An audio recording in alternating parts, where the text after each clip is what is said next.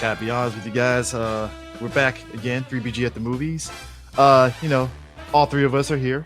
Doing a little bit different. This movie's been out for about a few weeks now. Naked Gun, the remake, and I think D said it best. The bar was very low until the trailer came out. Yeah, for me, the bar was it had to be low just for the sake of what the other Naked Guns were, because we just so happened we did Naked Gun 2, and I was like, well, they're just gonna be full of jokes, you know what I mean?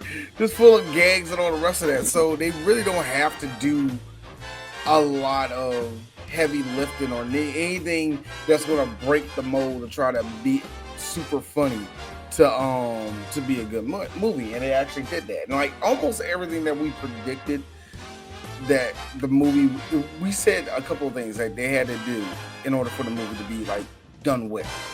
And first thing we said, Liam Neeson has to be straight the entire time, and because we know he can play comedy, but it's like this is Naked Gun. Ironically enough, almost every comedy that Liam has ever been in, he always plays it straight.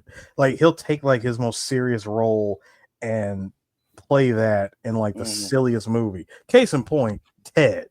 Yeah, the grocery store scene from Ted. Unnecessary. No, seriously. Every time I look, whenever I look back on that scene, I was like, you played your run all night character in this scene. But I think that was the thing that he mentioned in like the pressers for the movie leading up to the movie, is that basically they wanted him to just like, hey, we don't need you to be funny. Play everything straight. Just play it straight up like it's a regular movie. Don't do any comedy bits. Don't change up your tone. Nothing. Just keep it straightforward. I was I'm going to butcher his name, but I was also trying to figure out like, well, I know Seth MacFarlane is the executive producer. That's just Akiva Schaffer. When I saw Akiva's name on there, I was like, Akiva. And I looked it up, and I was like, oh shit, my nigga off of Lonely Island. You're Andy Samberg's boy. Now, the only thing that worried me was this was his first directorial debut. He has written other shit. He has written other shit. This is not his Hot Rod was his directorial. Oh yeah, Hot Rod. I forgot he did Hot Rod. He did Pop Star too, did he? He did Pop Star, Hot Rod, The Watch, Chippendale Rescue Rangers. That was actually enjoyed that, and that was a good one. That was a good one. Yes, he did. He directed that. It was actually good. And then this is his fifth one that he did. Okay, so now I got that kind of wrong, because I know he did Pop Star, yeah. But even then, I was thinking like, well, how did he do Pop Star? Pop Star is going to be funny, y'all. Pop Star is going to be beloved by a group of kids in the next probably 10 years. It's going to get a push out of nowhere, I guarantee. It's like a whole lot of kids like really, really actually like that movie. So but still, I was like, how's he going to do this shit? And I know it's in trusted hands because he's a silly motherfucker. I seen the shit he does with Andy Samberg and all that. So how are you going to make it out? How you going to pretty much display this movie? Well, the one thing we forgot is this, y'all. This is directed by a fucking millennial. He knows what the fuck. He knows what Naked Gun is, all right? Pretty sure he saw this shit with his dad, so he knows what he's doing. I mean, it's kind of like with me and D when we watch Regular Show, and I was like, D, I don't know what it is about Regular Show that's funny, and D was like, because the guy that made this is millennial, and I was like, oh, yeah, that makes sense. That makes sense. I could have told you that, Chris. I didn't know. I watched Regular Show. I know. I didn't know until he told me. I was like, oh. Put it this way. When he is, I can laugh at Bill Maher. Boomers crack up at Bill Maher. There you go. That's pretty much how the bar kind of goes with that. You know what I mean? You're gonna really crack up at the shit that really relates to you anyway. But with this joke, is like you were a kid that watched the Naked Gun movies all the time, did you? You know what I mean? With this movie, it did a couple of things like very, very right. Number one, everything is fucking silly. Number two, you kept up with gags. Number one, the coffee. My God, I fucking hollered. Coffee. they knew enough to keep it in there, but not make the joke get old. They didn't go full 2017 Power Rangers Krispy Kreme with it. Oh no. They could have easily made that Starbucks. But it was like, no, it's coffee. No, it's just regular coffee, like the standard coffee cup with the shield on there and everything. And what I liked about it was with that gag, we're in the third act. Only 5 minutes left to go in the movie. Thank you. They're still getting the coffee. The other one they did, snapping the cell phones in half. Oh my God. First off, I was thinking to myself, guys, I broke a cell phone before. Have y'all broke a cell phone? Have y'all broke a smartphone before? Because I haven't. I broke the Just screen, snap, but not just but snap. not snapping in half, though. No, that's what I'm saying. Why in all of these movies they just twist, snap, and throw it in the trash? Yes, it's a track phone. I bent an iPhone. But no, just you see what I'm doing. No. I bent. I bent. iPhone 6 Plus. A fucking Arnold Schwarzenegger over here. Just unintentionally, might I add. And look, no. I'm glad Eris is. Look, even if Eris is, and I'm using a DC word, welling, that means lying his ass off. I am not. Those things were Hold on. Welling is is lying his ass off with a hint of truth. Like, yeah, he broke something, but the way he described it is not how that went. Those things are prone to bending. But no. That's what I'm saying. At least, Eris, you didn't go, yeah, so, I remember back when I was like in the first year in college, I got so mad I snapped my phone in half. Nigga, that was a Nokia. You ain't do that shit. No, nigga, I did it. Stop lying. Stop lying. But anyway, but they kept that joke up the whole entire movie, snapping the phones in half. One thing I was really also kind of surprised about was how accurate I was about Pam Anderson. I said, now I wish she was just a little bit more funny, but in her capacity, what she did, she was great. She was great. Oh, bro, when she was on stage singing and shit, doing all that, the lounge singing bit, that was her high moment for me. Because the moment you think that she's about to get on stage, and I'm like, oh my gosh, she really about to belt out. Yeah. She really about to belt out, and then I just hear Pam Anderson noises at like turned up to 12 coming out, and I said, please, movie, make me happy and tell me that she did all of this in a single take. I was also like, please, no. I was like, please tell me, because they cut away from it. I'm like, please tell me we're gonna go back. I'm like, thank you. And I'm thinking to myself, D, was this what you wanted Pam Anderson? This is exactly what I wanted Pam Anderson to do. You know the funniest joke, though? Think about it, Eris. Akiva, who was watching Pam Anderson doing all this, he's laughing. In the back of his mind, he's like, I jerked off to you in 11th grade. Oh, yes. I mean, like every other, because like every other millennial, we grew up to you. Yeah. So that's the wild part for me. I was really hoping. I was like, I saw Pam Anderson. I was like, hey, yo, Pam, your glory days are behind you. Not knocking you, but your glory days are behind you.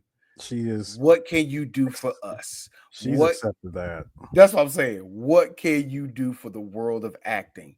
Because you ain't doing no serious shit from here on out, bitch. You already know that ain't happening. So what you gonna do? She said, I'll do Naked Gun. Pam, we need you to do the XYZ. Can I do A, B, and C with it? My God, she's perfect. She was great. She was the best thing she was actually, beside Liam Neeson, who was, I think it's like we knew he was going to be the funniest thing in the movie, but it was like he's taking these lines on straight face. The one that had me though, Danny Huston as the villain. I was like, Danny's good for actually doing some comedy. Danny Danny will go down as fully financed white guys in a comedy movie. I love it. There's a short list, but it's a list. Seriously. But also, the best. I'm sorry. I just wanted to mention that the best mid boss villain in this movie playing. Let's just be real. Naked Gun's interpretation of Elon Musk. Kevin Durant. Yes, Kevin Durant. Sid Gustafsson. Dude, I swear, if Kevin Durant is not playing in the Elon documentary, I'm gonna be very disappointed. That's all I'm saying.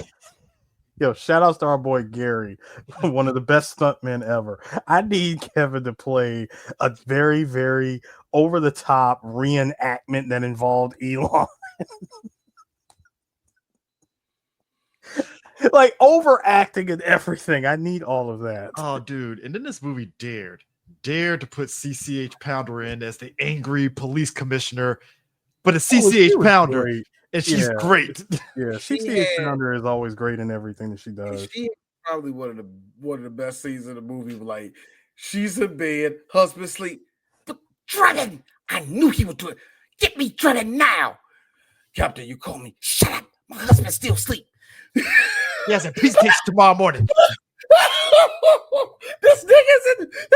I'm sorry, I lost it when I saw them being still in there. He has a meeting in the morning. It is very important if he get the. I was like, if this ain't about the silliest thing that I have seen. Paul Hauser as Ed Jr. though, I fucking laugh. Yeah. Paul Hauser played Ed Jr. Yeah. This nigga did the perfect side, did the perfect second guy slapstick, taking the pratfalls, punching children in the face, comedy. This movie dared to put Cody Rhodes in there, and I'm like, damn. Cody they had probably the best scene. I don't think you remember me, but you had my brother. I shot a lot of people. He's like, I shot a lot of people. He's like, he shot a lot of people. Think harder. Like he was this. I don't know. That takes it down to 500 people. He was white. Steven said, "You son of a bitch." I'm like, wow, just one white guy.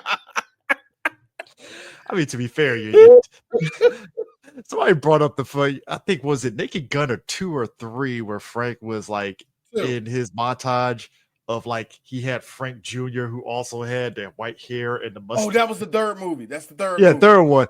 Somebody called back like, well, they can't say that they just made up Frank Jr. because Naked Gun 3.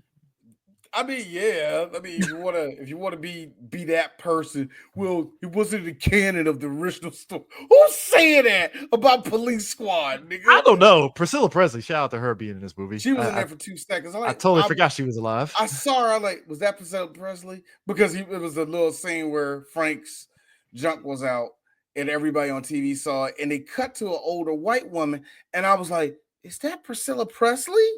They didn't linger on it long enough. You know what I mean? It was a shot they should have kind of either lingered on or acknowledged or something. You know what I mean? I don't know. Also, I have to put this out here because we gotta recognize some of the newer stars. Liz Koshy, who was one of the early Vine stars, much like King Batch. She's been kind of like dipping a toe in the movies now and stuff. Yeah, she's been doing it every now and then. Yeah. She was in this movie. She was decently funny. I don't like it enough. I mean, for what they had her doing. So I'm just actually shocked that she still does stuff. You say she's shocked. I'm like, I'm not shocked at all. I am only slightly because especially Eric Chris thinks like, oh man, King Batch. Like King Batch ain't doing nothing really. He really ain't doing nothing. He gets bit rolls in movies. He gets bit rolls. You act like this nigga starring this shit. No, he ain't.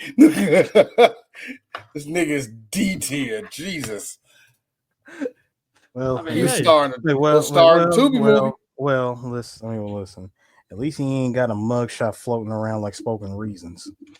Ooh. Why you bringing up Nick? Talk about grand opening, grand closing. Why you bringing them niggas that the internet forgot, bro? Why you doing that? I mean, Emmanuel made sure I'm wilding out and we ain't forgot. I mean, King Batch forgot, and he hung around him. So You sure? You sure? I No, feel he like didn't. Batch. No, I he feel like didn't. Batch that whole He time. got that black Jesus check and kept it moving. I was about to say, yeah. I am out. Y'all be with Christ, the real one. I'm out. But nah, it's just everything from like the main MacGuffin is the plot device. MacGuffin. I was like, thank you. When he said MacGuffin. plot device, I was like, thank you. Beautiful. Why not? Guys, can I say probably my favorite gag or like joke of the movie was just this one moment. Liam driving the car. Window is taken out. Dodges all kinds of stuff on the road, only to get an exact fit replacement windshield put back on the car.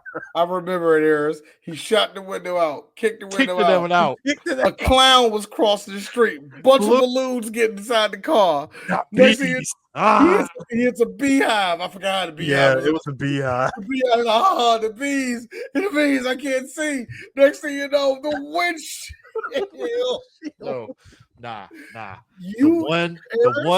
That is classic cartoon comedy.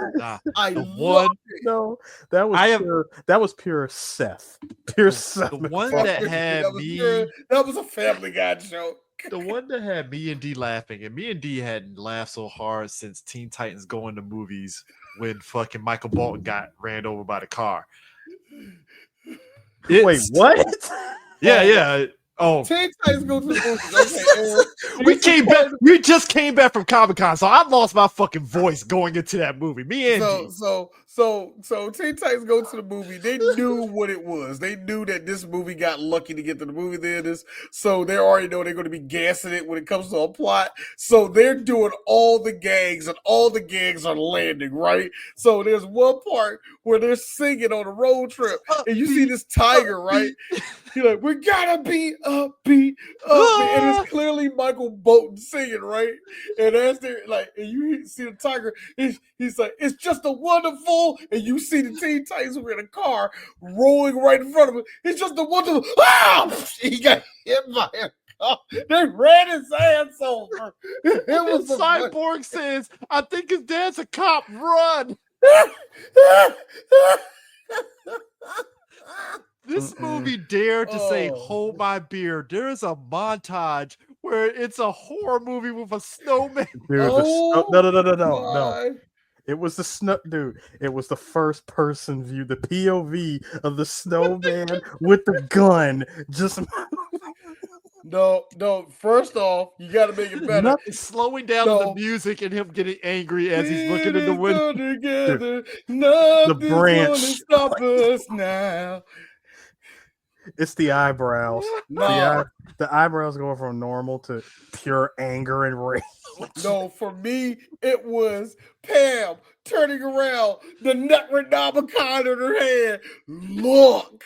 Next thing you know, they got the transmutation circle. The transmutation circle.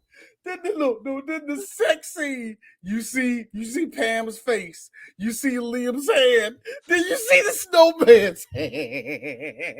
It's the fucking Iceman. The ice company pouring the blue shit. Oh my God. The movie did this. And then like you said, there was the POV shot. The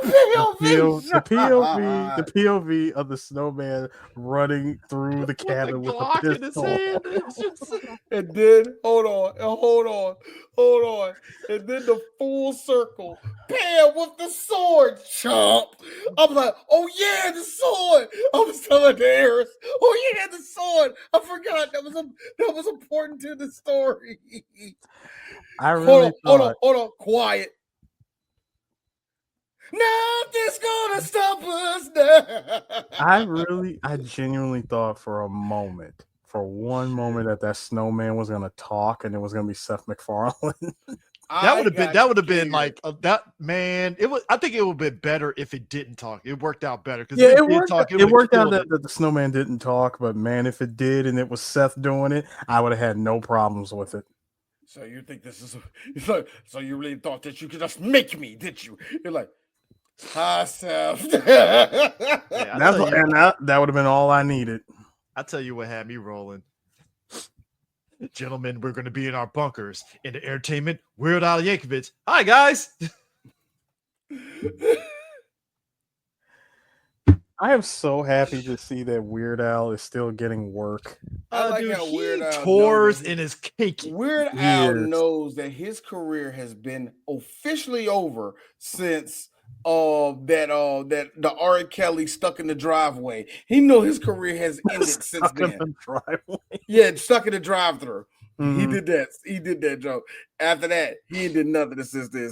So the fact that Weird Al is cruising off of his old shit, I love it. Yeah, I love it. Oh man, like this movie, it had no business being as funny. I can say had no business, but like the fact that it stuck the landing on the comedy from beginning to end, even in the credits, I was like, thank you.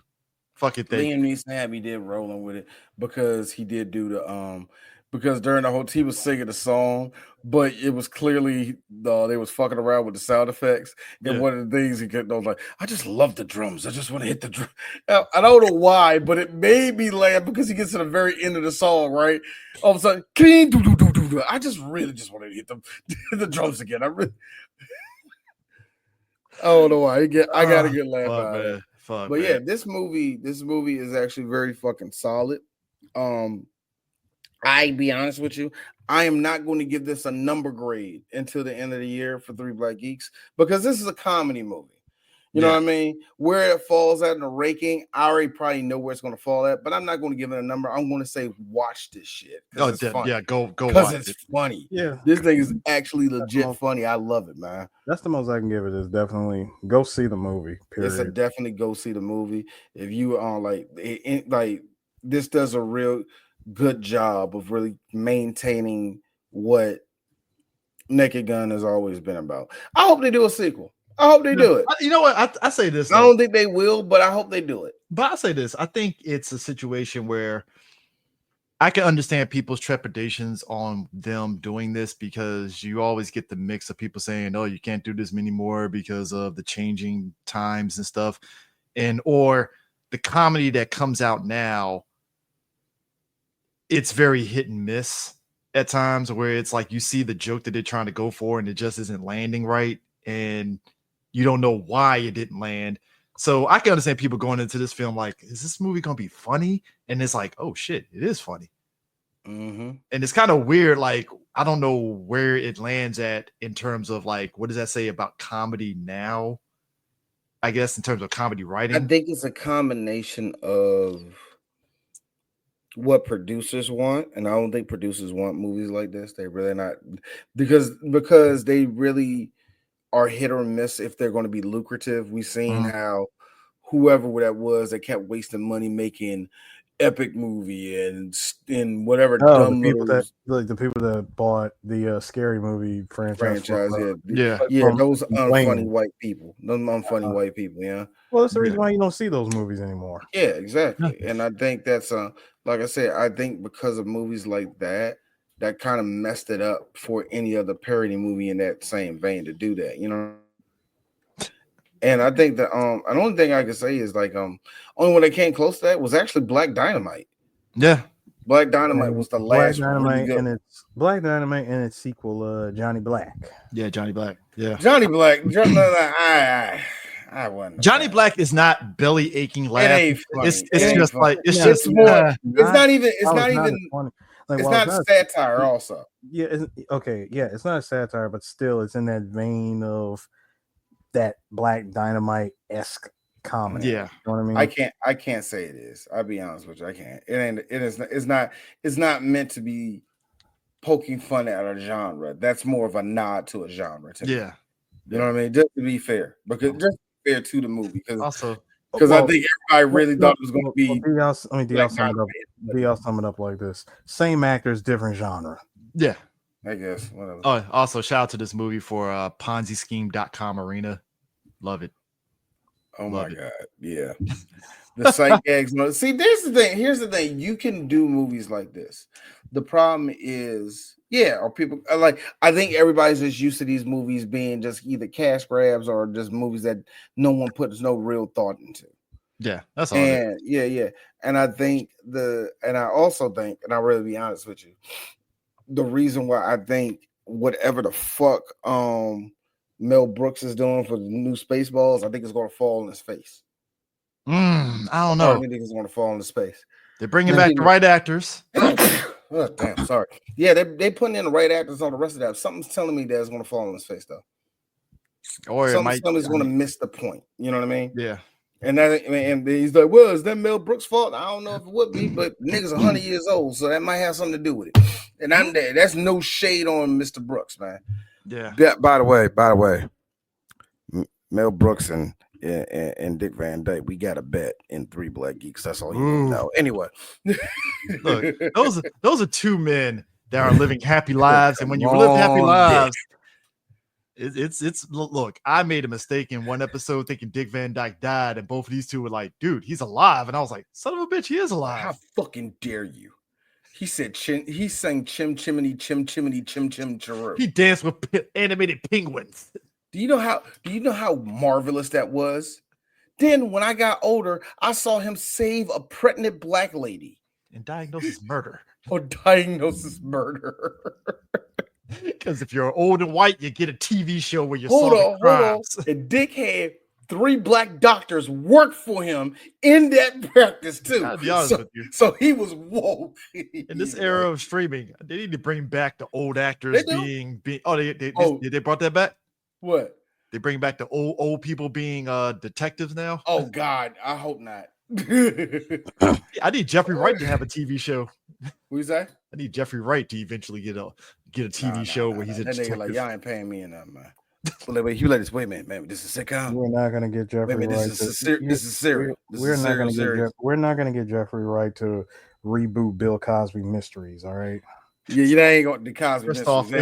First off, it'll be called the Jeffrey Wright Mysteries. All right. No, you know what I mean. No. We don't know. Jeffrey Wright's probably one of them Negroes. Like, no, it's Mr. Cosby. I have no problem with taking the legacy of Mr. Cosby and making my own. You know, and I hope to bring light to his character. It's like, all right, Jeff. He ain't gonna do that. Look, here's Jeffrey Wright. Like, so how many episodes is this? Is this 15? This some BBC shit. 5 episodes. All right, now we're talking. Series. Everyone, please go see Naked Gun. Yes. It's in your theater. Go check it out. Yes. See you later.